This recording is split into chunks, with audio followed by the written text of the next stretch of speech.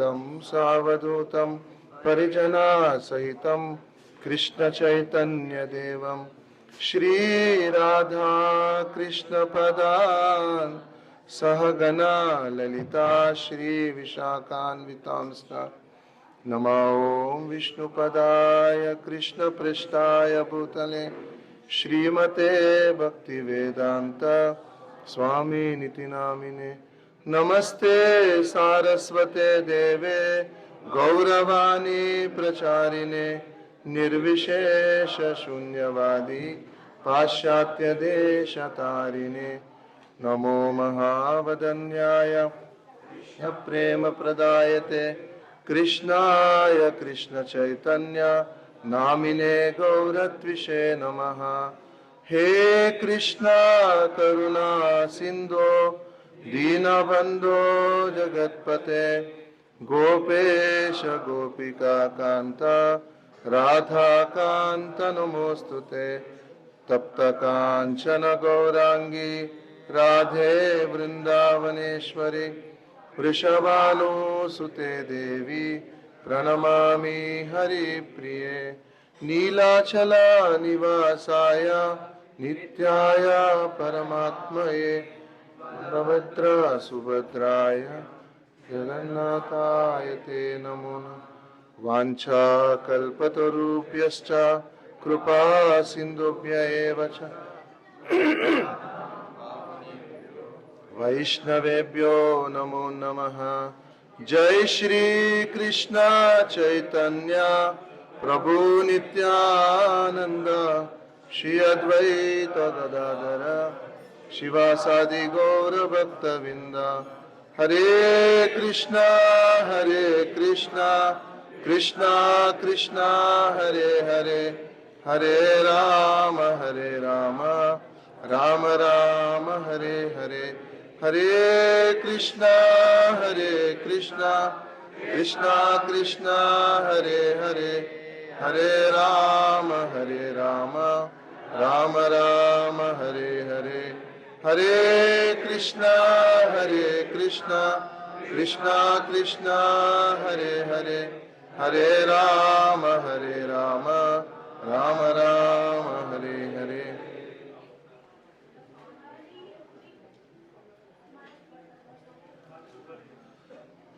हरे कृष्णा। सभी भक्तों को आज का सुबह का कक्षा में स्वागत है भागवतम क्लास का इसमें एंड साथों साथ आप सबको नया वर्ष के शुभकामनाएं।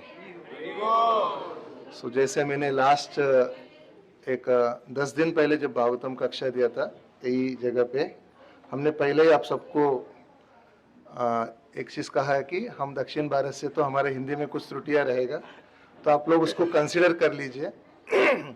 सो पहले ही हम आपको क्या बोलते रिक्वेस्ट कर दे रहे नो थोड़ा त्रुटियां रहेगा हमारे हिंदी में नो। सो आज प्रभु जी ने मुझे विदाउट श्लोका करने के लिए कहा है तो उसका मैं एक एडवांटेज ले लिया है। तो बहुत सुंदर जगह है प्रयागराज धाम। हम कुंभ मेला सेवा के लिए आया है इधर में श्रीमान अच्युत मोहन प्रभु जी का उनका प्रचार से काफी प्रभावित हो गया। हालांकि वो हमारे साथ में आश्रम ज्वाइन हुआ है। कैन इंक्रीज द ट्रेबल बास को 0 करके ट्रेबल। इधर अनेक भक्त लोग हैं जो वरिष्ठ भक्त लोग हैं। दिल्ली से भी प्रभु जी है। आपका भी आशीर्वाद का याचना करता हूँ। हरे कृष्ण हरे कृष्ण। जो भी प्रभु जी से इधर लोकल प्रयागराज का सीनियर्स पे भी हरे कृष्ण। सो कुंभ मेला जो है काफी बहुत अच्छा अवसर है सेवा करने के लिए, इसलिए हम सब पुणे अलग अलग प्रांतों से भारत देश से आया है। तो हम आज बहुत सुंदर चीज के बारे में चर्चा करने के लिए प्रयत्न करेंगे जो है भाव भक्ति के बारे में। जो है चैतन्य महाप्रभु उसको काफी बड़ा ऊंचा स्थान दिया है। तो एक छोटा कहानी से हम स्टार्ट करेंगे जो परम पूज्य महाविष्णु गोस्वामी महाराज जी ने एक प्रवचन में उसके बारे में कहा है। ये सत्य घटना है। तो हम सब अभी प्रयागराज धाम से हम अभी जाएंगे द्वारका धाम को। सो द्वारका धाम में कौन रहते हैं? द्वारकाधीश नो। सो अनेक श्रद्धालु रोज उधर भगवान द्वारकाधीश का दर्शन लेने के लिए आते हैं, तो उधर जो झाड़ू पोछा करने वाले जो भंगी है, तो बहुत सालों से कर रहे थे, ऑलमोस्ट 30-40 साल से वही सेवा कर रहे थे। तो उन्होंने जस्ट सोचा है कि जाके भगवान के सामने भगवान के साथ प्रार्थना करने लग गया है, हे भगवान, आप इतने सालों से खड़ा है, तो कभी तो रेस्ट ले लीजिए। पता नहीं, मेरे दादाजी इधर सेवा किया, मेरे पिताजी सेवा किया, परदादाजी भी इधर ही सेवा किया, उनसे हमने सुना है कि तब से आप कड़ा ही है। कभी तो एक बार चेयर लेके बैठ जाए। भगवान से ऐसे वार्तालाप कर रहे थे।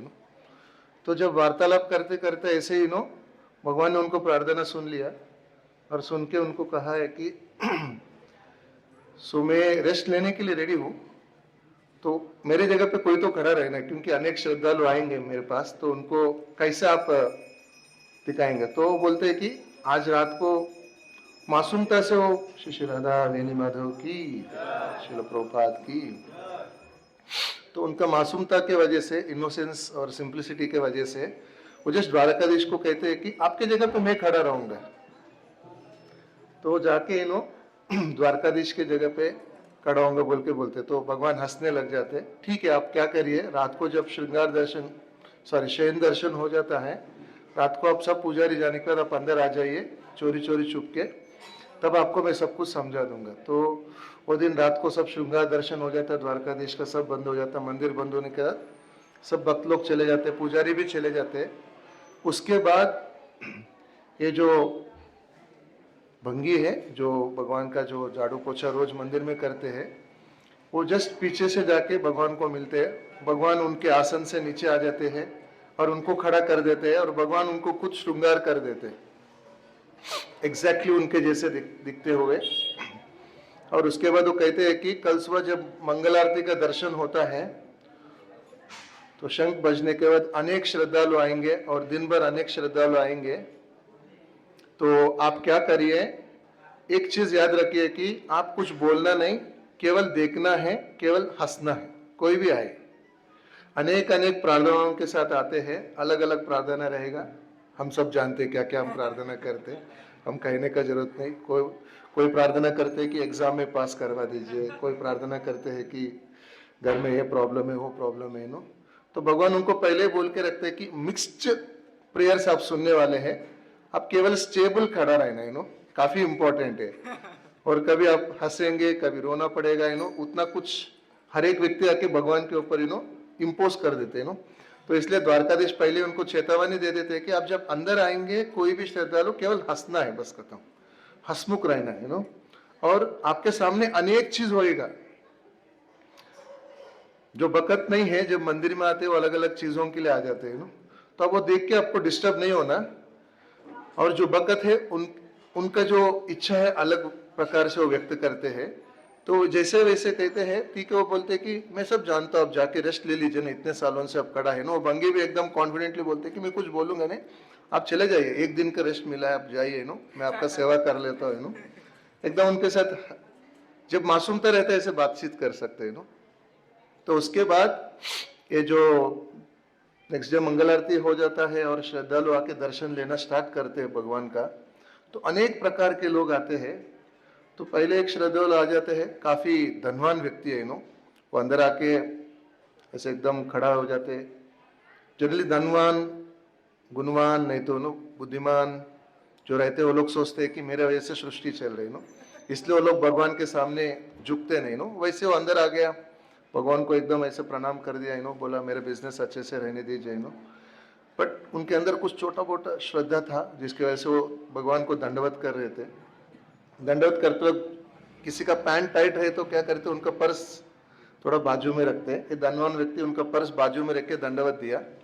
दंडवत देते वक्त देने के बाद वो जाते जाते उन्होंने उनका पर्स लेके जाना भूल गए। तब हमारा जो टेम्पररी द्वारकाधीश वो डिस्टर्ब हो गया, अरे आपका पर्स। जनरली भंगे का नेचर क्या है, वो जमानों में ट्रूथफुल रहते थे, तो कुछ भी नीचे पड़ते तुरंत वापस दे देते, सही है ना। तो उनको उनका स्वभाव याद आ गया, अरे आपने आपका पर्स भूल गया, आप ले लो।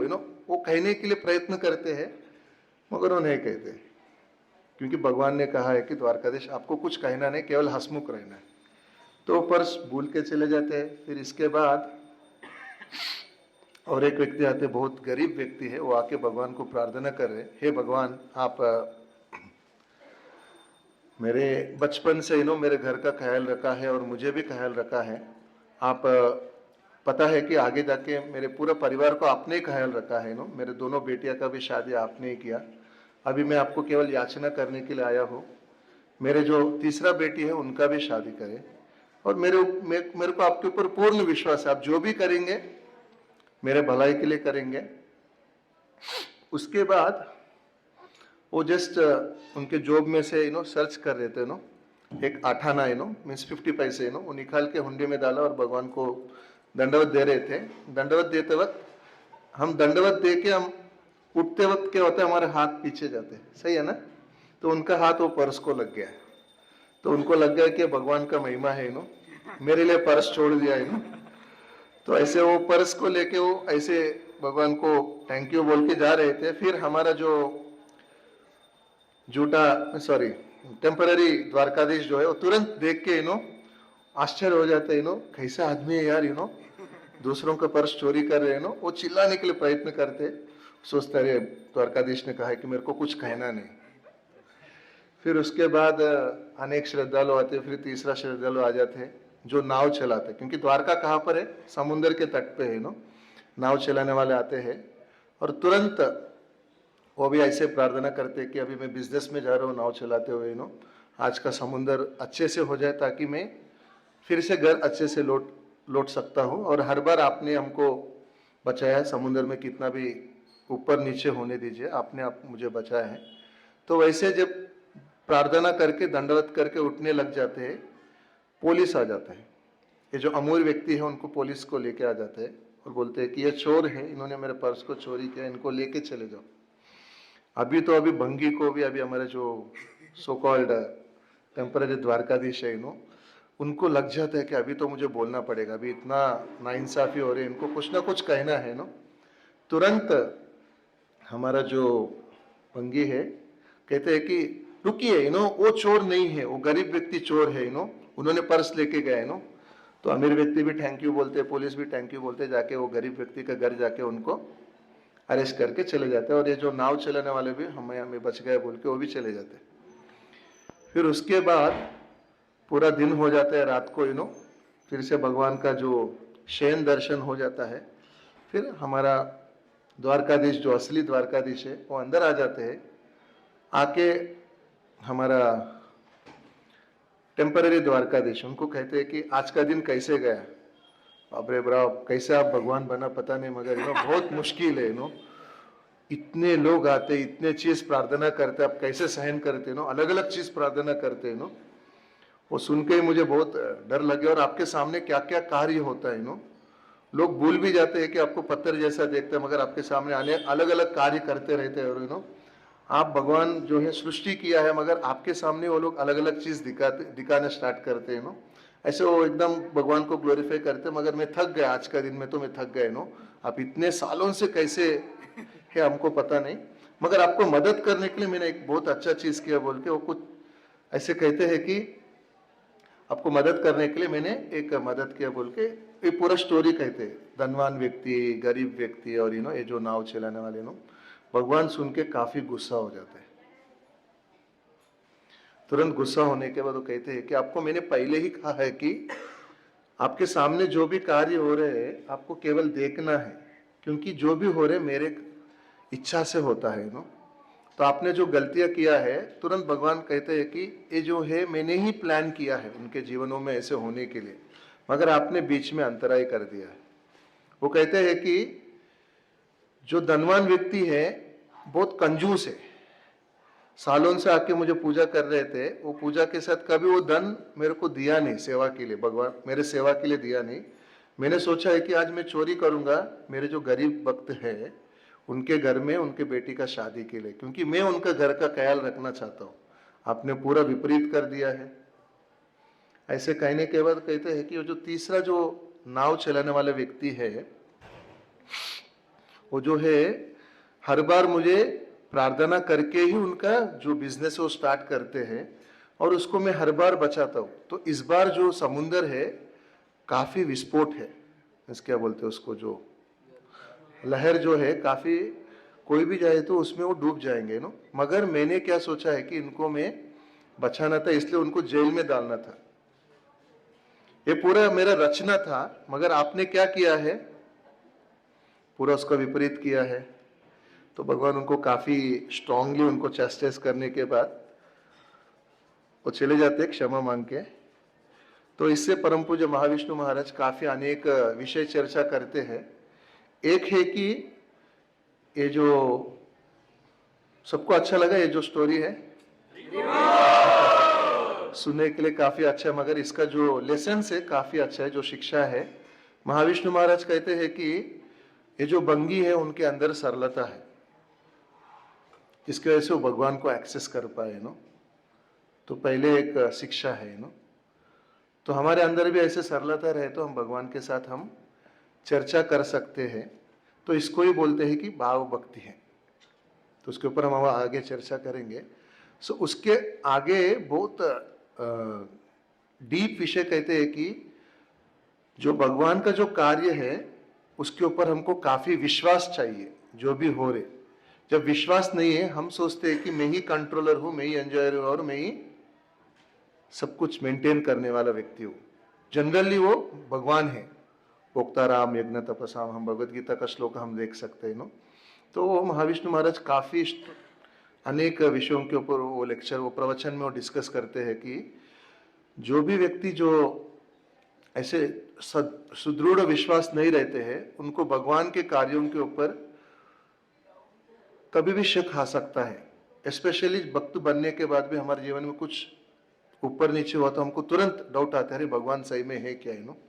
इन जनरल सामान्य व्यक्ति क्या करते हैं, जब तक उनके जीवन में सब कुछ ठीक ठाक चलता है, क्या करते हैं, मेरे वजह से चल रहे नो। जब उनके जीवन में कुछ ठीक नहीं चल रहे तब तुरंत बोलते क्या हो गया भगवान ऐसे ही नो, तुरंत आके प्रार्थना करने लग जाते हैं नो। तो ये जो छोटे लघु कहानी से हम देख सकते हैं कि हमारे जीवन में ये विश्वास जो है काफी इंपॉर्टेंट है, वो भाव भक्ति से कनेक्टेड है नो। तो इसलिए हम देखते हैं कि भगवद गीता का जो श्लोक है भाव भक्ति के ऊपर, पत्रम पुष्पम फलम तोय में जो श्लोक है, हम देख सकते हैं कि प्रभुपाद जी तात्पर्य में अनेक चीज उसके ऊपर कहते हैं कि वो तात्पर्य में कहते हैं कि भगवान भावाग्रही जनार्दन है, मगर कौन से भाव एक्सेप्ट करते हैं। तो आज के प्रवचन में हम 3 प्रकार के भावों के बारे में हम चर्चा करेंगे। व्हाट काइंड ऑफ भाव और attitude Krishna willingly accepts, what kind of भाव और attitude Krishna, even though not pleased, but forgives and accepts it and tries to rectify the devotee. And what kind of bhava or attitude is unacceptable to Krishna? बोले तो किस प्रकार की जो भाव है भगवान खुशी से, नहीं तो बहुत अच्छी तरीके से वो हमारे जो भाव को एक्सेप्ट करते, एक्सेप्ट मीन्स स्वीकार करते हैं। दूसरा चीज जो है हम इसके ऊपर चर्चा करेंगे, किस प्रकार की भावना है जो है वो सही नहीं है, मगर हम गलतियां करने के बाद भगवान हमको वो त्रुटियों को क्षमा करके हमको स्वीकार करते हैं। और तीसरा जो है भगवान जो है को थोड़े प्रकार की भावना जो है वो कभी उनको एक्सेप्ट करते ही नहीं। तो उसके ऊपर हम चर्चा करेंगे। तो बहुत सुंदर ये जो भागवतम में सुदामा ब्राह्मण के वो परिचय में जो वो जो कहानी है उसमें हम देख सकते हैं कि सुदामा का जीवन में जो है उनका भाव को उन्होंने एक्सेप्ट किया। किसके रूप में? पोहा, चिड़ा को लेके उन्होंने एक्सेप्ट किया नो। भगवान उधर कहते हैं कि मेरे को कुछ ज्यादा पनीर है सब जरूरत नहीं नो। तो हम देख सकते हैं कौन से प्रकार के भाव एक्सेप्ट करते हैं। तो हम एक देख सकते हैं कि मानसिक भाव के बारे में हम देखेंगे, जिसमें काफी सुंदर तरीके से अनेक कहानियां हैं। हम एक जयपुर के जो राजा है उनका बेटी जो है जगन्नाथ की काफी दृढ़ भक्ति करते थे, जयपुर में रहते उनके राज्य में। तो हर बार हर साल एक पांडा जयपुर से जगन्नाथपुरी से उनके राज्य में आते थे और जगन्नाथ जी का महाप्रसाद देते थे। तो जब भी वो जगन्नाथ जी का महाप्रसाद देके थोड़े दिन रह के उनके पैलेस में रह के वो जाते थे। जाने से पहले राजा और जो उनके बेटी है अनेक अनेक भेंट जगन्नाथ जी के लिए देते थे।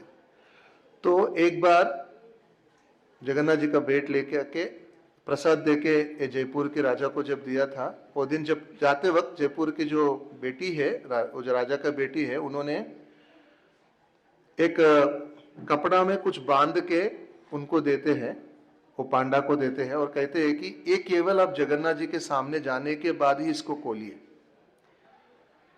आप बीच में कहां पर भी नहीं खोलना है। तो पांडा बोलते ठीक है मैं जाके जगन्नाथ जी के सामने जाके उनको प्रस्तुत कर देता, अब चिंता मत करिए बोल के वो जाते वक्त उनके हाथ में वो पुटली था, वो जो कपड़ा में बांधा है, उनको बार बार लग रहे थे कि क्यों उन्होंने खोलने के लिए मना किया।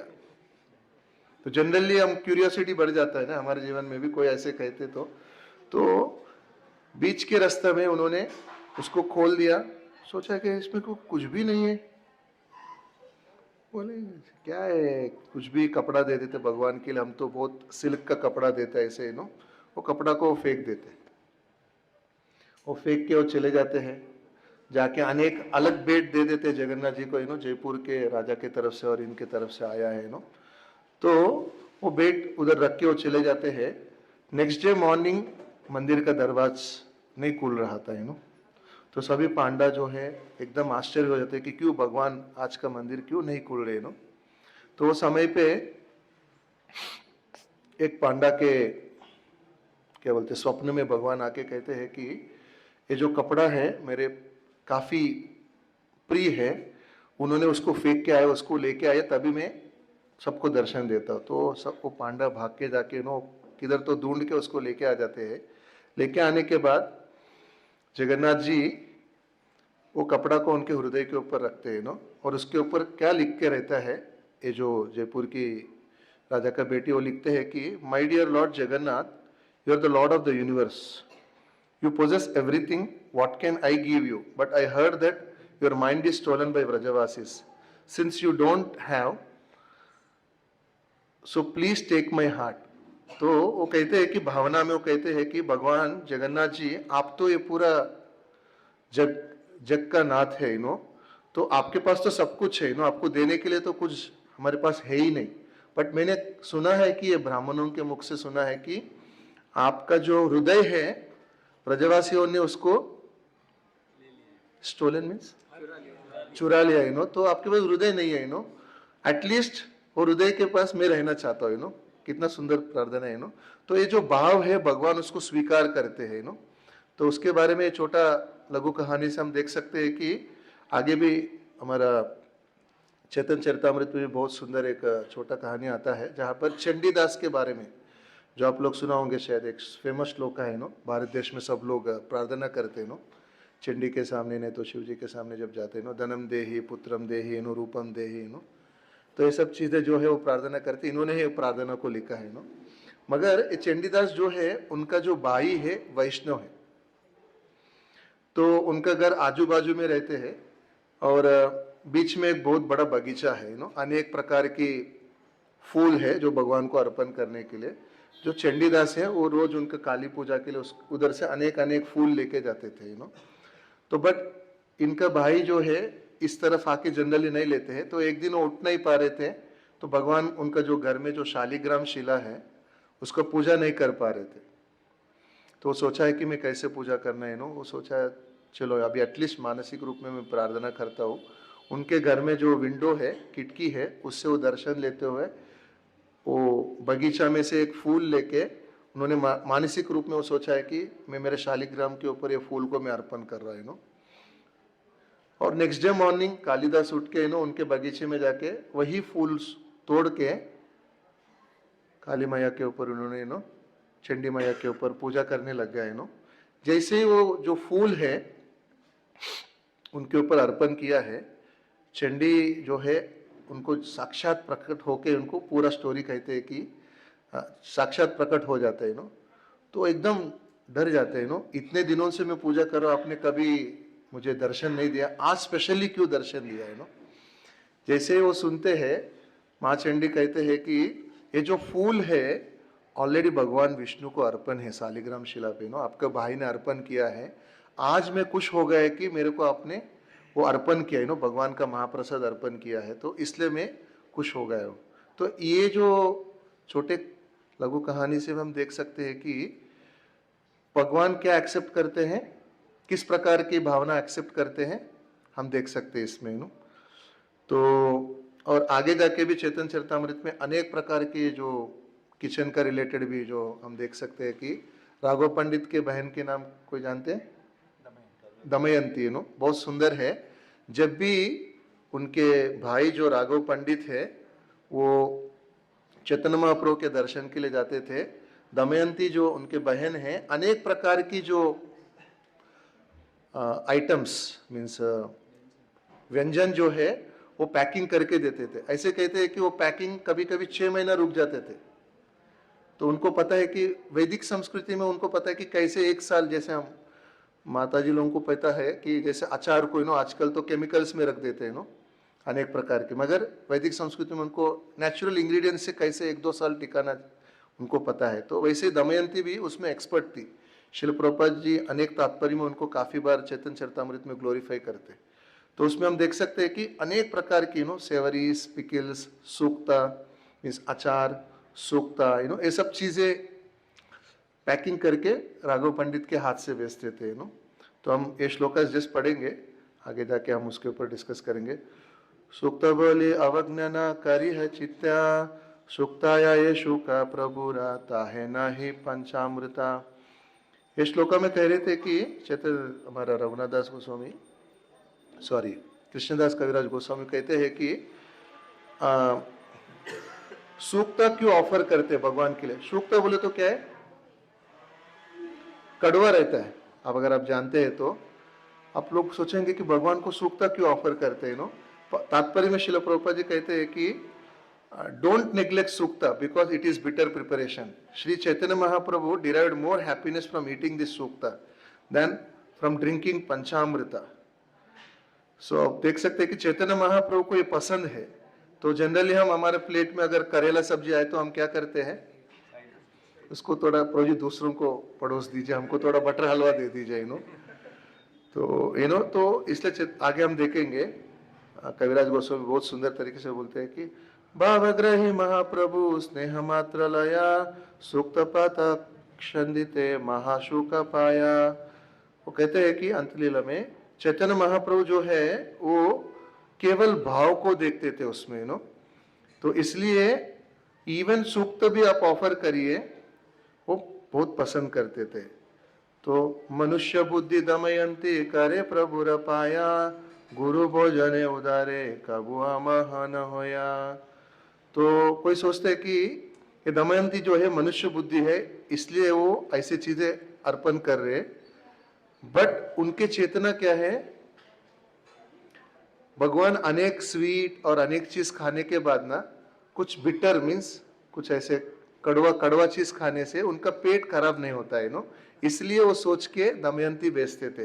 प्रभुपाद जी उनके तात्पर्य बहुत सुंदर तरीके से लिखते हैं, because of pure love the devotees of Krishna in Golok Vrindavan Vrajbhumi loved Krishna as an ordinary human being like them. Yet although they considered Krishna one of them, their love for Krishna knew no bounds. Similarly, because of extreme love, devotees like Raghav Pandit and his sister Damayanti thought of Sri Chaitanya Mahaprabhu as a human being, but their love for him was boundless.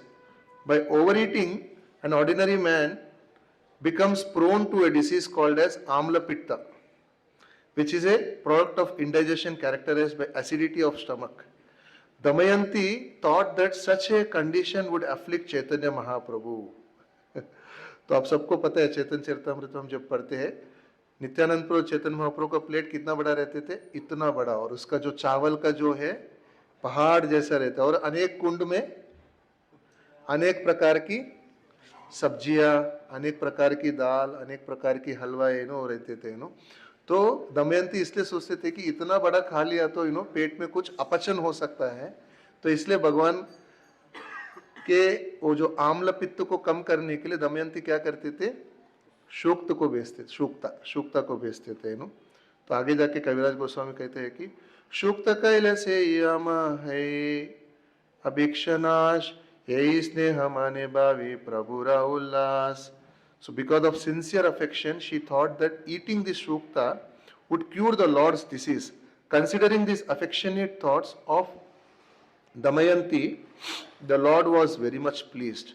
तो हम पहले देखा है कि भगवान कौन से चेतना को स्वीकार करते हैं, किस प्रकार की भावनाएं उनको स्वीकार करते हैं। ये तीनों जो लीला हमने डिस्कस किया है उससे हमने किया है।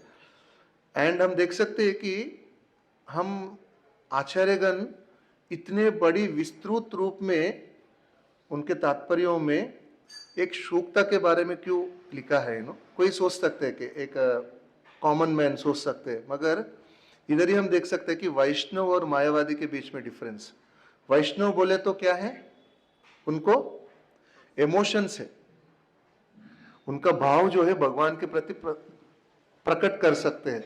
मगर वही मायावादी इतना डीप नहीं सोचते, अलग अलग चीजों के बारे में चर्चा करते हैं। उनका पुस्तक आप जब पढ़ते हैं, मगर वैष्णव लिटरेचर जब हम पढ़ते हैं, वैष्णव का जो भी पुस्तक हम पढ़ते हैं, तो इधर ही हम देख सकते हैं कि वैष्णव का जो गुण है, भगवान के लिए क्या पसंद है। जैसे आज हम देख सकते हैं कि नववर्ष में भक्त लोग सब रात भर परिश्रम करके अनेक माता जी और जो भी प्रभु जी पुजारी लोग हैं, पूरा एकदम बहुत सुंदर फ्लावर ड्रेस बना है। आजकल तो नया वर्ष में बाहर का लोग क्या करते हैं, कर्मी लोग भगवान को थोड़ा सलाम मार के बाहर जाके उनका जो भी पार्टी स्टार्ट हो जाती है रात भर, 31st नाइट फर्स्ट नाइट ये सब चीजें तो उनका और भक्त में अनेक काफी अंतर है। क्या अंतर है, हम कोई भी चीज हमारा जो समय है भगवान के लिए हम और भगवान के बारे में, भगवान के गुणगान करने में, भगवान के सेवा के बारे में सोचते हैं। तो इसलिए विश्वनाथ चक्रवर्ती ठाकुर भी वो जो तात्पर्य में लिखते हैं कि Lord accepts devotion even when like किस प्रकार में कृष्ण लीला में हम देख सकते हैं कि उनके जो गोपबाल जो है भगवान के मुंह में एक फूल डाले तो भी भगवान उसको खा लेते थे। उसका भक्ति को उसको एक्सेप्ट कर रहे भगवान, इधर हम स्वीकार कर रहे हम देख सकते हैं। हालांकि फूल क्या है, खाने का आइटम है, वो तो एडिबल आइटम नहीं है नॉन एडिबल आइटम है तो भगवान उसको स्वीकार कर सकते हैं। हम अभी जाएं दूसरी चीज के बारे में चर्चा करेंगे कि जब एक भक्त है उनके जीवन में अनेक भक्ति में आने के बाद अनेक त्रुटियां रहते हैं उनके, जो पुराना संस्कार के वजह से नहीं तो पूर्व संस्कार के वजह से, तो और उसको कैसे भगवान स्वीकार करते हैं। जब सेवा करते वक्त अनेक प्रकार की त्रुटियां हो जाते हैं, तो भगवान कभी भी भक्त का जो इंटेंशन है उसको मिसअंडरस्टैंड नहीं करते हैं। उसके बारे में हम चर्चा करेंगे। नहीं तो भगवान एक भक्त का जो चरित्र है उसको गलत तरीके से देखते नहीं। हालांकि ये दुनिया में कुछ एक व्यक्ति के जीवन में सडनली कुछ हो जाते हैं, पूरा लोक निंदा हो जाता है मगर भगवान ऐसे कभी भक्त का निंदा करते हो किधर भी एक लीला दिखाइए पूरा शास्त्र में। तो भगवान कभी आरोपण नहीं करते ऐसे मेरे भक्त ने ऐसे किया ऐसे बोल के भगवान उसको कैसे स्वीकार करते हैं उसके बारे में हम चर्चा करेंगे। ये चैतन्य चरितामृत में बहुत सुंदर तरीके से आता है कि जो शिवानंद सेन है, हम देखते हैं कि उनके जीवन में अनेक प्रकार की यात्राएं करते थे वो यात्रा करने के लिए फेमस था तो जब यात्रा करते वक्त जैसे हम भी इधर यात्रा में आए भक्त लोग आने से पहले अच्छा प्रसाद देना, अच्छा अकोमोडेशन रहना ये सब प्लानिंग बोलते हैं इसलिए 10-15 दिन पहले आ जाते हैं वैसे शिवानंद सेन भी जब यात्रा लेके जाते थे तो हर एक, जैसे बंगाल से जगन्नाथपुरी लेके जाते थे भक्तों को, अनेक जगह पे रुकना पड़ता था, उनको रुकने के बारे में, उनके प्रसाद के बारे में प्लानिंग करते थे तो एक जगह पे भक्त लोग आगे और शिवानंद सेन नहीं पहुंचा क्योंकि वो टोल टैक्स का जगह पे उनको रोक देते हैं तो आगे का गाड़ी को भेज देते, पीछे गाड़ी रुक जाते हैं वो समय पे भक्त लोग उधर पहुंच जाते हैं और उनको काफी भूख लग जाते हैं और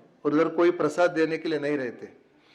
तब चैतन्य महाप्रभु काफी गुस्से से वो कहते हैं कि जो शिवानंद सेन है उनके बच्चे से मर जाए और उनको ऐसे पैर से उनको छाती के ऊपर लात मारते हम देख सकते हैं कि वो समय पे सोच सकते हैं कि अरे भगवान मैं आपका सेवा कर रहा था वो टोल टैक्स वाले ने रोक दिया फिर भी आपने मेरे ऊपर गुस्सा हो गया, उनके ऊपर गुस्सा होना, ऐसे इन जनरल हम रीजनिंग्स दे सकते हैं बट शिवानंद सेन ने तुरंत कहते हैं कि आज मेरा जीवन धन्य हो गया है क्योंकि आपने मेरे हृदय के ऊपर आपका चरण कमल का स्पर्श किया है तो ये देख सकते हैं कि हालांकि उधर कुछ सेवा में कुछ छोटा त्रुटि हुआ है, भगवान ने ऐसे कुछ सीरियसली नहीं लिया, केवल उनको एक सीख सिखाने के लिए ऐसे कुछ किया है, और भक्त भी उसको अच्छी तरीके से स्वीकार करते हैं, केवल उनको सीख सिखाने के लिए। तो और उनका पत्नी जो है वो थोड़ा डिस्टर्ब हो जाते हैं, बट बहुत सुंदर श्लोक आते हैं चेतन चरितामृत में, लाती मारी ऐसे एक श्लोक आता है। तो हम देख सकते हैं कि उनका जो हृदय है उधर हम देख सकते हैं शिवानंद सेन। बट ये पूरा जब देख के शिवानंद सेन का जो रिलेटिव है श्रीकांत, वो पूरा कंफ्यूज हो जाते हैं, वो भी भक्त है और भगवान को अपराध करने लग जाते हैं, मन में सोचते हैं कि क्या हो गया, ऐसे क्यों किया भगवान ने, उनका सेवा के बीच में कुछ तो हो गया और उन्होंने ऐसे उनके बेटा से मर जाइए ऐसे, ऐसे क्यों, नित्यानंद तो ऐसे करते हैं। तो कंफ्यूज होके श्रीकांत तक सोचते हैं कि मैं जाके एटलीस्ट चैतन्य महाप्रभु के पास जाके मैं एटलीस्ट पूछता हूँ कि उसको कैसे समझे। वो जो विचलित, क्या बोलते हैं, विचलित मन से, वो डिस्टर्ब्ड माइंड, डिस्टर्ब्ड माइंड से जाते हैं और चैतन्य महाप्रभु के पास जाके तुरंत वो उनके ऊपर अंगवस्त्र रहते हैं, तुरंत दंडवत बिना देखे चैतन्य महाप्रभु को पूछने लग जाते हैं। तो तब तुरंत हमारे जो गोविंद, जो चैतन्य महाप्रभु की जो सेवक है, उनको रोकने के लिए प्रयत्न करते, बट चैतन्य महाप्रभु उनका हाथ पकड़ते, बोलते हैं कि उनको अभी कुछ मत बोलिए, वो अभी डिस्टर्ब्ड है, उनको उनका जो डिस्टर्बेंस है बोलने दीजिए। तो हम देख सकते हैं कि भगवान कितना सेंसिटिव है। हालांकि एक जीवात्मा उनके तरफ से नेगेटिव सोच रहे और कुछ गलतियां होता है, बट भगवान इधर आप देख सकते हैं कि भगवान ऐसे छोटे छोटे चीजों को भी ऑब्जर्व करते हैं। तो इसलिए हम देख सकते हैं कि ये जो भाव है काफी इंपॉर्टेंट है, कि किस प्रकार के भाव वो एक्सेप्ट नहीं करते, त्रुटियों को एक्सेप्ट नहीं करते, बट वो भक्त को अच्छे से उनको मदद करके फिर से भक्ति में लेके आ जाते हैं। और तीसरा जो है, भगवान जो है किस प्रकार की भावनाओं को एक्सेप्ट नहीं करते। तो इसमें हम देख सकते हैं कि भागवतम में जो 10वीं स्कंद में बहुलाश्व और श्रुतदेव के सेक्शन में पूरा उनके जब घर आते हैं भगवान, दोनों के घर में वो जाके एक्सपेंड होके उनके घर में जाके उनका जो सत्कार है भगवान एक्सेप्ट करते हैं। जाने से पहले बहुलदेव और बहुलाश्व और श्रुतदेव को भगवान कृष्ण काफी चीजें कहते हैं, तो उसको हिंदी में कोई पढ़ना पड़ेगा। 10th canto 86 shloka 86 chapter 51st shloka Bhagavatam. I told someone आप हैं 10.8651। तो बहुत सुंदर श्लोका है, हम केवल उसका मीनिंग ले लेंगे। भगवान किस प्रकार की चेष्टा को एक्सेप्ट नहीं करते, स्वीकार नहीं करते, 10.8651। हाँ ओके ओके, हिंदी हिंदी, हाँ।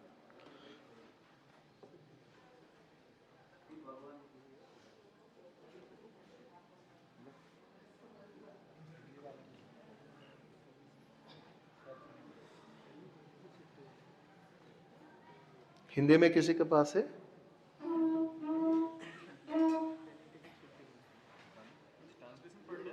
हाँ, केवल ट्रांसलेशन। माइक हिंदी में है? No I don't know, Hindi समझ स्टूडियो। आपके पास हिंदी है?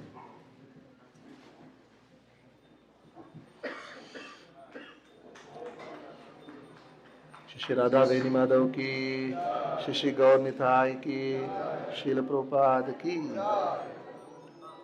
मिल गया रिबो? भगवान ने कहा, हे ब्राह्मण, तुम्हें पता होना चाहिए कि ये महान ऋषिगण तुम्हें आशीर्वाद देने के लिए ही यहाँ आए हैं। वे मेरे साथ पूरे लोक में भ्रमण करते हैं और मेरे पैरों की धूली से उन्हें पवित्र करते हैं। नेक्स्ट।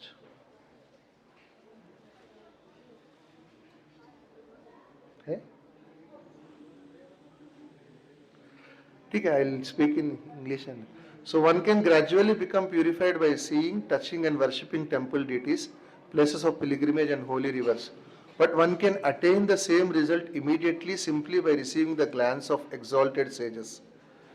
तो इधर भगवान कह रहे थे कि एक भक्त का गुणगान कर रहे, जो शुद्ध भक्त है उनके बारे में गुणगान कर रहे, बट कोई व्यक्ति भगवान का दर्शन लेके भी शुद्धिकरण हो सकता है, मगर जब शुद्ध भक्त का जब दर्शन लेते उनका केवल दृष्टिकोण से हम पूरा शुद्धिकरण हो सकता है, नो। तो इधर प्रभुपाद जी लिखते हैं कि तात्पर्य में, rather than remaining in seclusion and concentration on their own perfection, Vaishnava brahmanas of the highest order dedicate their lives to sharing the benediction of Lord's devotional service. In other words, the sons of King Prachina Barhi, in the words of Prabhupada लिख रहे हैं प्राचीन बरही के श्लोका में, एक श्लोका लिखते हैं, Dear Lord, your personal associates, your devotees wander all over the world to purify even the holy places of pilgrimage. Is not such activity pleasing to those who are actually afraid of material existence? और श्रील प्रहलाद महाराज भी कहते हैं कि my dear lord Narasimhadeva, I see that there are many saintly persons indeed, but they are interested only in their own deliverance, not caring for the big cities and towns. They go to Himalayas for the forest to meditate with voice of silence. They are not interested in delivering others. As per me, however, I do not wish to be liberated alone, leaving aside all these poor fools and rascals. I know that without Krishna consciousness, without taking shelter of your lotus feet, one cannot be happy. Therefore, I wish to bring them back to shelter at your lotus feet. फिर भगवान आगे कह रहे हैं कि प्रभुपाद जी तात्पर्य में लिखते हैं कि ये जो शुद्ध भक्त है, उनके खुद के विमुक्ति के बारे में वो नहीं सोचते, जीवात्मा का जो ये है उसका मुक्ति के बारे में सोचते हैं, मीन्स उनको भगवान के साथ कैसे जोड़ना है उनके बारे में सोचते हैं, नो। और आगे जाके भी भगवान कहते हैं कि ऐसे भक्तों को जब कोई, क्योंकि बहुत बड़ा है, कोई हिंदी में पढ़ेंगे तो काफी सुंदर है, तो ऐसे भक्तों को कोई व्यक्ति उसको अपराध करते हैं, वैसे भावनाओं को मैं एक्सेप्ट नहीं करता. भगवान इधर उसके बारे में काफी सीरियसली कहते हैं, नो. आगे जाके आगे श्लोकाओं में ब्राह्मणों को, दोनों श्रुतदेव और बहुलाश्व को कहते हैं कि ऐसे भक्त को कोई अपराध करते हैं, वैसे भावनाओं को मैं स्वीकार नहीं करता हूं.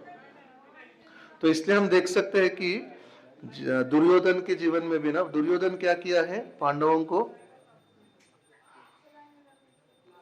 अपराध किया है, नो, उनको मारने के लिए प्रयत्न किया है, नो. तो भगवान ऐसे जो गुण है, ऐसे जो भावना है, उसको स्वीकार नहीं करते हैं, नो. तो इसलिए हम देख सकते हैं कि दुर्योधन का गति क्या हुआ आगे जाके. और आगे हम देख सकते हैं कि एक बार जुहू के जो लीला में, जुहू जो जब प्रभुपाद जी मॉर्निंग वॉक जाते थे, जो डॉक्टर पाटिल है, नो, एक अनेक प्रश्न पूछते थे. एक दिन वो देखा है कि कैसे भगवान, आप जब इस्कॉन जुहू मंदिर बनने से पहले भक्त लोग भगवान के ऊपर रहते थे, मीन्स भगवान को एक टेम्पररी स्ट्रक्चर में रखा था और उसके ऊपर घर में भक्त लोग रुकते थे, नो. तो वो टिपिकल एक ऑर्थोडॉक्स हिंदू था, नो. प्रभुपाद जी को पूछते कि कैसा भगवान के ऊपर कोई रुक सकते हैं, नो, भगवान के सिर के ऊपर, नो. प्रभुपाद जी कहते हैं कि केवल तात्कालिक के लिए हमारे को कुछ सुविधा नहीं है, मगर भक्त कभी भी भगवान से भी बड़ा है, स्पेशली शुद्ध भक्त, नो. प्रभुपाद जी ऐसे भक्त का साइड ही लेते थे, भगवान का साइड नहीं लेते थे. तो वैसे भक्त को अपराध करने की जरूरत नहीं, नो. वो जो डॉक्टर पाटिल को भी वो जगह पे कहते हैं. तो मायापुर में भी वैसे जब इस्कॉन मंदिर बनने से पहले, नो, भक्त लोग भगवान के क्वार्टर्स में ही रहते थे. तब कुछ घर ही नहीं था उधर, नो, झोपड़ी जैसा रहते थे. भक्त लोग उधर ही भगवान के साथ में रहते थे. ये सब पास्ट टेंस में हम देख सकते हैं कि कैसे श्रील प्रभुपाद जी भक्तों को ज्यादा महत्वपूर्ण दिया, भक्तों को अपराध नहीं करना, ऐसी चीजों को काफी महत्वपूर्ण दिया. और हम जो लास्ट एक स्टोरी है भक्ति सिद्धांत सरस्वती ठाकुर का जीवन में भी, जब एक बहुत बड़ा मंदिर उनका शिष्य ने बनाया है, उसको उद्घाटन करने के लिए आते हैं, वो समय पे उनको पता चलता है कि वो रात को एक ब्रह्मचारी, एक भक्त को, उनको मंदिर से उनका अध्यक्ष ने उनको निकाल दिया है, नो. तो जब भक्ति ठाकुर कुछ कारणवश उसको निकाल दिया, तब सरस्वती ठाकुर को जब उनको पता चलता है कि उनको निकाल दिया, तो सरस्वती ठाकुर जब तक कहते हैं कि जब तक वो भक्त नहीं आएंगे तब तक मैं मंदिर का उद्घाटन नहीं करूंगा.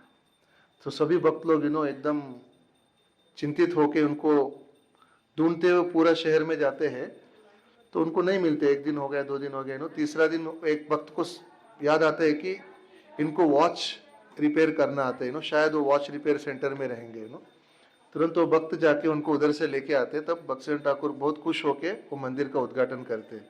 तो हम देख सकते हैं कि आचार्यों के जीवन से भी कैसे भगवान और भक्त किस प्रकार की चेतना नहीं तो भाव को स्वीकार करते हैं। तो हम इधर विराम देते हैं आज के कक्षा को। किसी भक्त को कुछ प्रश्न है तो पूछ सकते हैं। हरे कृष्णा।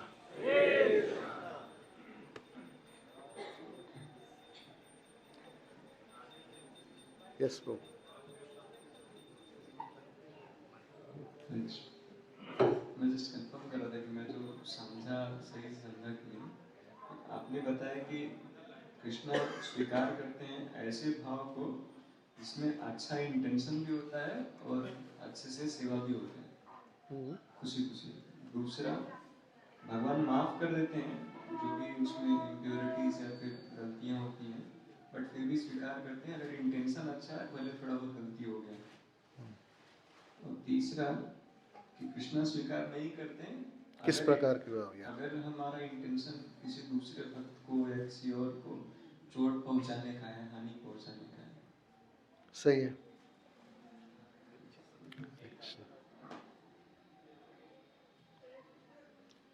हरे कृष्णा। शील प्रभुपाद की, समस्त गौर भक्त वृंद की, ताय गौर प्रेमानंदे।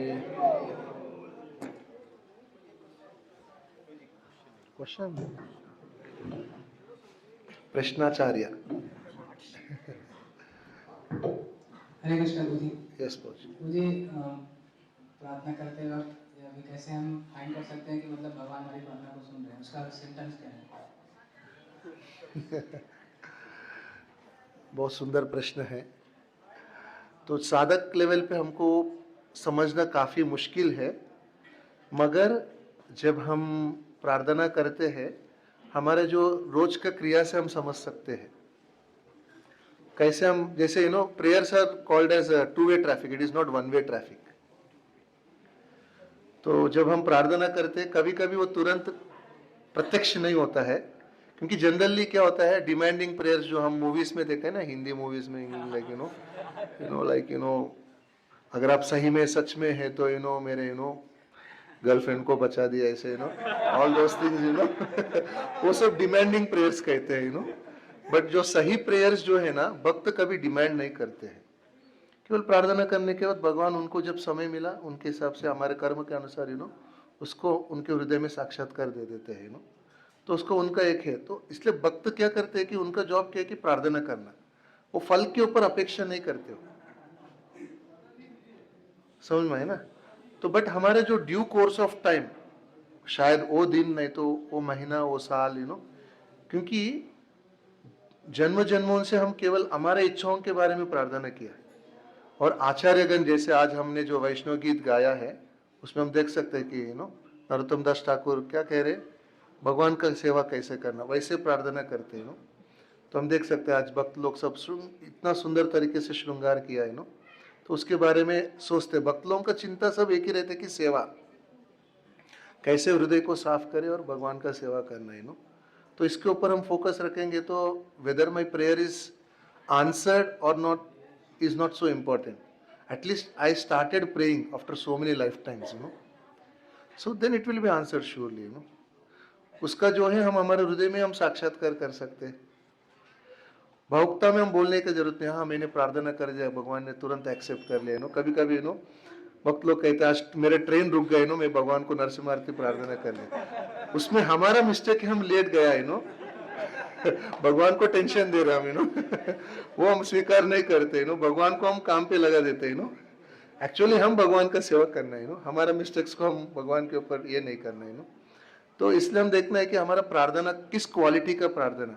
इसलिए हम रोज आचार्यों को प्रार्थना हम जब दोहराते हैं उससे हम सोचते हैं कि हमारा प्रार्थना और भी रिफाइन हो जाता है। नहीं तो इनिशियल डेज भक्ति में हमारा प्रार्थना रोज रोटी मकड़ा कप वही रहते हैं वही रहते हैं बट वो स्तर से हमको ऊपर उठना है वो स्तर से ऊपर उठ के धीरे धीरे देखना है कि हम भगवान के बारे में प्रार्थना करें, भगवान को सेवा करने के बारे में प्रार्थना करना। इसलिए श्रील प्रभुपाद क्या प्रार्थना करते थे, ये प्रयागराज में रहते हुए जब गृहस्थ जीवन जब था तब प्रभुपाद जी क्या प्रार्थना करते थे? रोज उनके गुरु के पास जाके और भगवान के पास जाके एक ही प्रार्थना करते थे कि how can I serve you, और कहते हैं कि मेरे गुरु का जो इच्छा है जाके अंग्रेजी लैंग्वेज में पाश्चात्य देश में जाके चैतन्य महाप्रभु के जो और भगवद गीता का जो है उसको गुणगान करें तो भक्त का वही इच्छा रहता है कि गुरु और भगवान के सेवा, तो वो स्तर तक आने के लिए हमको साधना भक्ति करना पड़ेगा। ठीक है प्रभु? हरे कृष्णा। यस माता जी, Hare Krishna. Someone can send the mic.